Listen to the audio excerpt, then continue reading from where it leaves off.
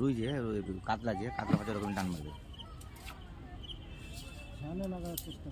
ছিপ স্যার বলতে হয় না, মানে আমাদের হাত ছিপই ভালো, তাহলে একবারে টান মারা উঠে যাবে, এই আর বিকিন দেয় একবারে।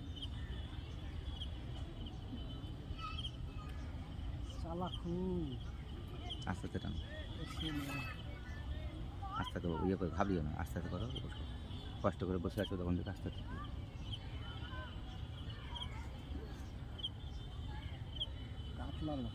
কাতলা আছে, কাতলা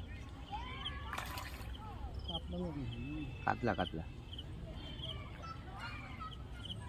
যা আছে তুমি উঠাও তো আগে উপরে।